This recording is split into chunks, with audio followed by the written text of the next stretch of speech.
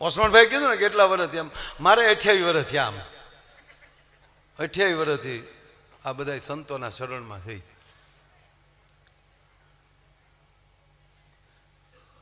દહમાં પ્રેમથી બે વિષયમાં આપણે ઉડી ગયા દિલ થયો. અંગ્રેજી મને આવડે એવું કોઈ નથી આવડે મારા. હું બાપુ આખો પ્રોગ્રામ અંગ્રેજીમાં કરી શકું પણ ન કરું. હા પણ અહીંથી હું અંગ્રેજીમાં પ્રોગ્રામ કરું તમને ન સમજાય ધંધો આપણે શું કામ કરવો જોઈએ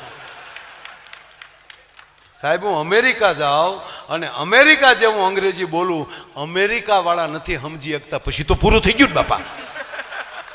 એ કે વાહ વાવ વાવ ની તળાવ.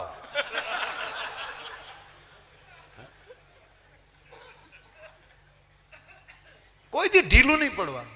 મને ઘણા કહે મને કે તમે આ પરદેશમાં જાઓ તો તમને અંગ્રેજી આવડે? મેં બિલકુલ નહીં. તો મને કે મૂંઝાતા નહીં હોવ. હું કોઈ મૂંઝાવાનો ઈશારો રાખ્યો? જેને 450 વર્ષ છે અંગ્રેજી ભાષા, થોડું ઘણું 1200 વર્ષ પહેલા અંગ્રેજો આપણેથી નોખા થયા પણ હાસી જમાવટ એને 450 વર્ષથી થઈ ઉત્પત્તિ થઈ. અને આપણને એવું પૂંભડું મૂકી દીધું અંગ્રેજી બોલે એને વીઆઈપી કહેવાય. ના, સંસ્કૃત બોલે ને એ વીઆઈપી કહેવાય. સાહેબ જ્યાં લખો એના લખી લેજો. પણ એ લોકોએ એટલું બધું આપણી પર એમ કે ભાઈ પ્રભાવ નાખી દીધો. અમેરિકાની ઉત્પત્તિને 450 વર્ષ થયા. તો બાપુ અમેરિકામાં શીખવાનું ઈ નીકળે. એમાં હું તો બધે જાઉં કંઈક શીખવાનું છે. કોઈની ટીકા કરવાનો આપણો કોઈ અધિકાર નથી. એમાં શીખો કાંઈ. 450 વર્ષ પહેલા અમેરિકા નામની ચીજ નહોતી અને 450 વર્ષ પછી એની સ્થાપના થાય, જ્યાં માણસનો વસવાટ થાય, પછી એનો વિકાસ થાય અને વિશ્વ સત્તા લઈ લેતું હોય. તમે કલ્પના જ કરો. તો ભારત ક્યાં હતો સાહેબ? 1250 વર્ષ પહેલા અહીંયા નાલંદા જેવી વિદ્યાપીઠો હતી, વલ્લભી જેવી વિદ્યાપીઠો હતી, ચાણક્ય જેવા શિક્ષકો હતા. એટલું નહીં, 5000 વર્ષ પહેલા યદા યદા હિ ધર્મસ્ય જ્ઞાન નિર્ભાવતી ભારતમ અભયુદ્ધાનામ ધર્મસ્ય તદાત્માનમ સુજામ્યહમ પરિત્રાણાય સાધુનામ વિનાચાય ચ દુષ્કૃતામ ધર્મ સંસ્થાપનાર્થાય સંભવાની યુગે યુગે. જેની 5500 વર્ષ પહેલા જે ઘટના બની એ ભાગવત આજ સાંભળી તેમ લાગે ગઈકાલની ઘટના છે.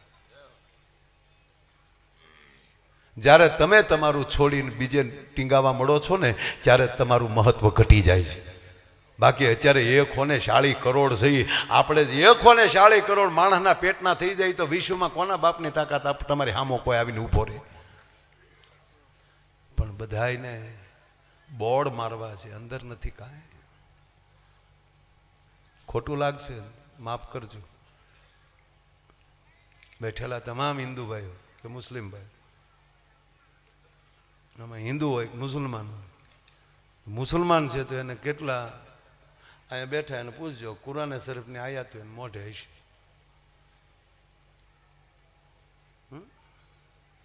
કયો છોકરો મસ્જિદમાં નથી જતો? અને અહીંયા બેઠા એ બાપના હમ ખાઈને એમ કયો ઘડીક બે જાવ આને એટલી આને હું બીજી હશે આને.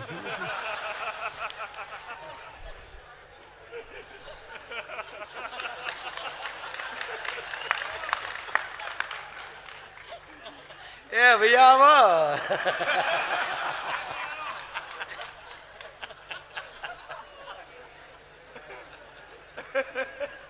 હકીકત તમને મોજ કરવા જો જરાય સારું નથી લગાડતો બાપ. બરોબર? બાપુએ બોલાવીને આવ્યા છે. આ અમારો પૈસાનો પ્રોગ્રામ નથી, આ પ્રેમનો પ્રોગ્રામ. આવા બાપને સામે બોલવાનો નહીં. ખોટી થાવ ને ભાઈ. બાપુ જય માતાજી. બાપુ ઘડીક બેહો ને.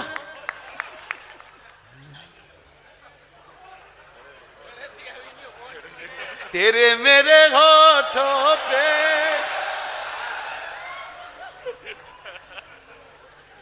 બાપા લગન ગીત છે.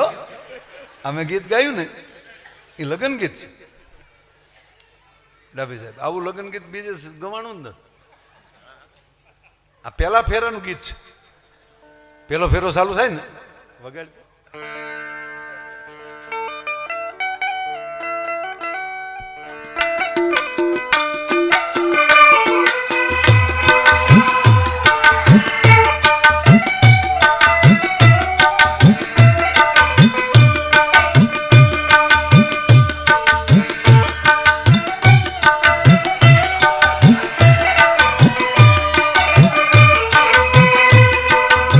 ગાવ એક કડી કીર્તિદાન ભાઈ રહું છે એમ તો થોડું ઘણું આવડતું ને બાપુ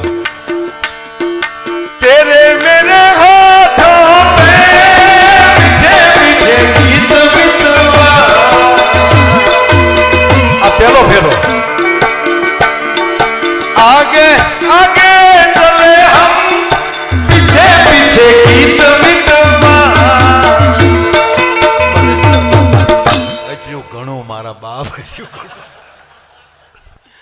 બાપુ ગીત ગીત છે ગીત વગર જીવિત નહીં કે બાપ ગીતથી જ બાપુ જિંદગી ચાલુ થાય ગીતે પૂરું થાય હાલરડાથી ચાલુ થાય હાય હાય પૂરું થાય તમે મારા દેવના દીધેલ છો આવ્યા છો તો અમર થઈને રહ્યો અમુક બહેનું તો એવું હાલડું ગઈ છોકરા ન હોય ને તો હુઈ જાય શું કામ કે આ તળેલા સાંભળો કે હુઈ જવાય તારો બાપ તળ્યો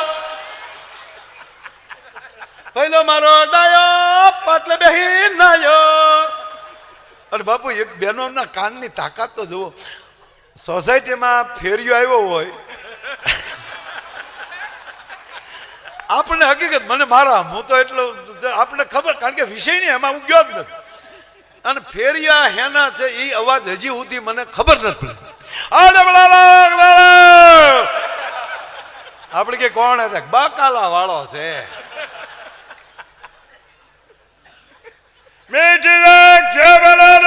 પાણી પૂરી વાળો છે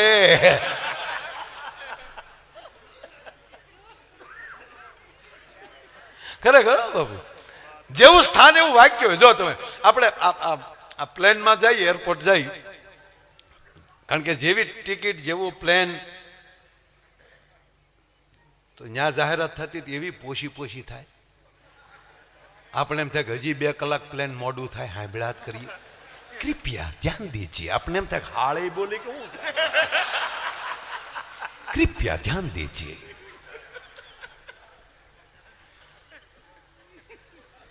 दिल्ली जाने वाली उड़ान E694 गेट नंबर 3 पर आएगी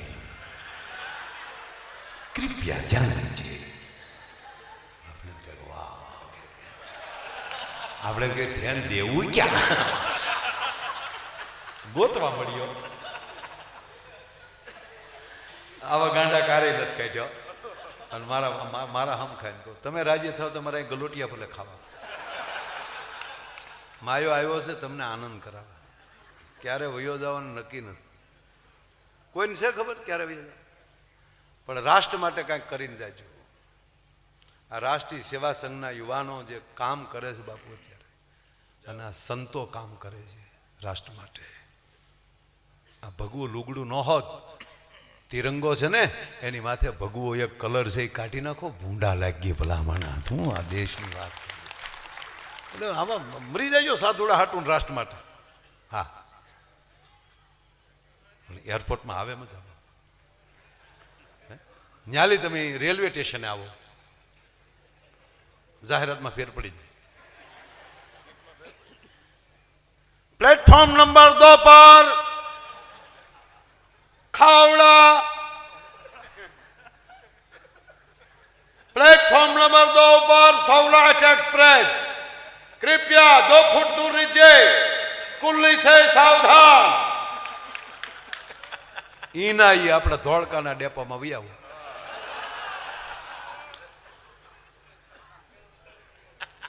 धोड़का धंधुका 4 नंबर ऊपर ડ્રાઈવર હરખાભાઈ જા હોય નાલી કેન્ટીન માં લઈ આવે ગાવું ઊભી થાય ને ખૂટિયા ઊભા થાય તો બસ જાહે